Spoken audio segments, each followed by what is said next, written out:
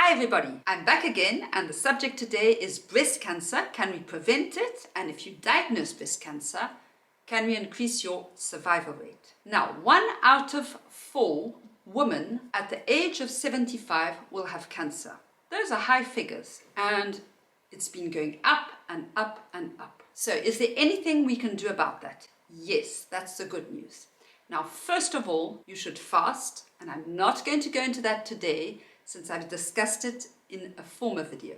But definitely implement fasting in your everyday life and it will prevent all sorts of cancers. For women, the most frequent cancer is breast cancer. And for men, it's prostate cancer. Now, what will initiate a cancer?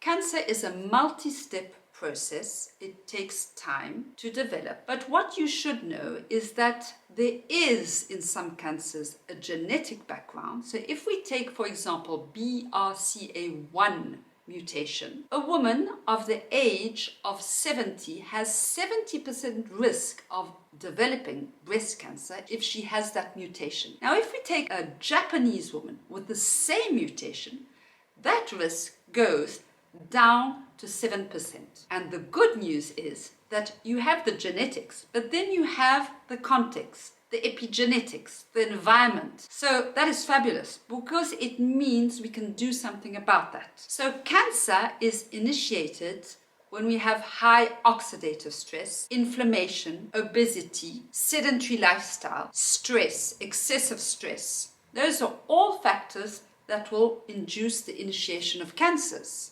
As I say, it's a multi-step process. So of course, having too much oxidative stress, one would think, well, let's go ahead and take supplements, high doses of antioxidants, and we should be protected. Actually, it's the opposite. Don't do that. What we need is little doses every day of physiological quantities of antioxidants. If we take too much oxidants over a long period of time, we're going to shut off our endogenous antioxidative system. Now, of course, as I've discussed in another video, eating a crete Mediterranean diet every day with a plate full of colors and spices and herbs will give us those little levels of antioxidants that will induce our endogenous antioxidative system. Now, before I go into more details, I'm going to give you exactly what you should eat every day and every week to help protect against breast cancer.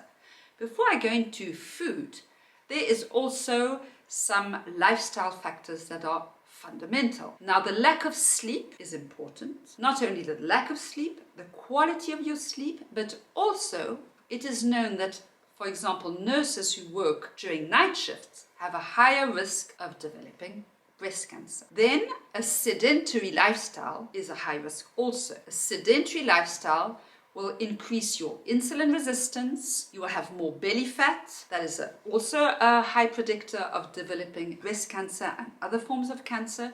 So you should be walking, simply walking 30 minutes a day. And if you can add on 2 to 3 times a week, some swimming, dancing, bicycle, that will be beneficial. Now, what about smoking and alcohol? Smoking, we all know, is linked to cancer of the lungs, but also cancer of the bladder. But if you smoke for 10 years, 1 packet of cigarettes a day, you increase 60% your risk of developing breast cancer. What about alcohol? If you drink a glass of red wine occasionally, that is fine, especially if you have a diet rich in green vegetables. But if you don't drink alcohol, don't start. Then, of course, sugar is highly inflammatory, will increase your insulin resistance, your inflammation, so cut down the sugar. Go for the low-carb foods. Apart from sugar, toxic vegetable oils are a catastrophe. Avoid sunflower oil, corn oil, all those toxic oils that are found in industrial food and that you can buy in the shops.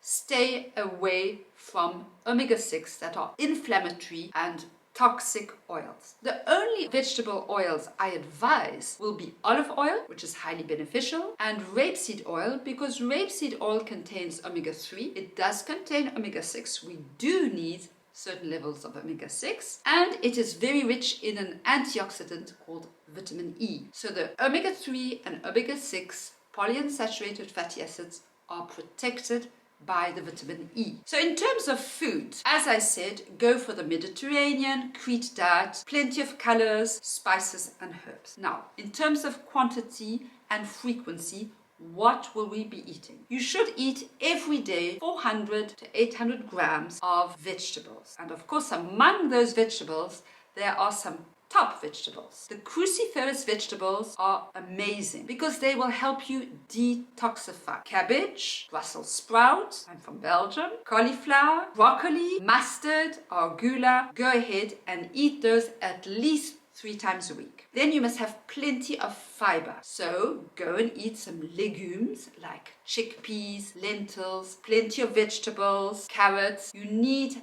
fiber in your diet, especially for the health of your gut. Garlic and onion every single day. And what we eat with the garlic and the onion? Tomato sauce and olive oil. Not raw tomatoes. You can eat some raw tomatoes, but 3 times a week, go for tomato sauce. In the tomato sauce, you have lycopene. It's no use taking a supplement of lycopene. That is actually not beneficial at all. Go for the cooked tomatoes with the olive oil and the garlic and the onion, which is typically Mediterranean. And that is also good for breast cancer, but also prostate cancer. In terms of fruit, you must eat fruit every single day. And there are 3 top fruits for breast cancer. The red berries, you don't need to eat kilos, just a little bit every day. Citrus, lemons and oranges, and grapes. If you don't drink wine, it doesn't matter, you can take some grape juice or eat grapes. Then, of course, you know me well by now, after all my other videos, the fatty fish. Eat several times a week fatty fish, small fatty fish, sardines, mackerel, etc. And then have the omega-3 eggs, and those eggs and fatty fish will bring you the anti-inflammatory,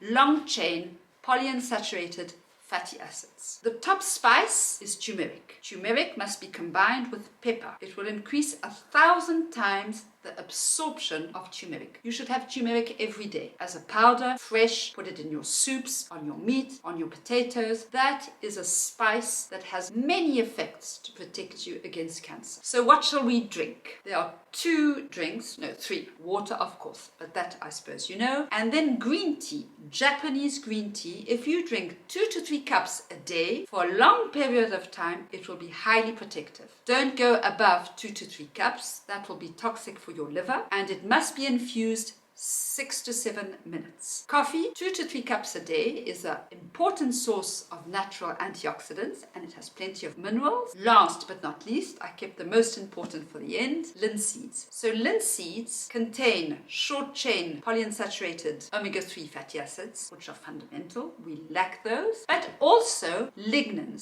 So lignans are phytoestrogens. And the problem is, if we have a high level of estrogen activity in our body, for different reasons. Obese people have a tendency to have too much. If you have hormonal therapy for menopause, if you're under a certain type of contraception, you might have too high levels of estrogen activity, and that will enhance breast cancer, prostate cancer for men, hormone-dependent cancers. So when you take grinded linseeds, you will reduce that estrogen activity in your body. It's important to detoxify these estrogens, and obese women don't detoxify estrogens in the right and protective way. So what can you do about that? Every 3 months, take 3 weeks a supplement of black radish and artichoke, and that will help you reduce your high estrogen activity if you have one. So I hope you enjoyed this video, and I've reassured you that you can prevent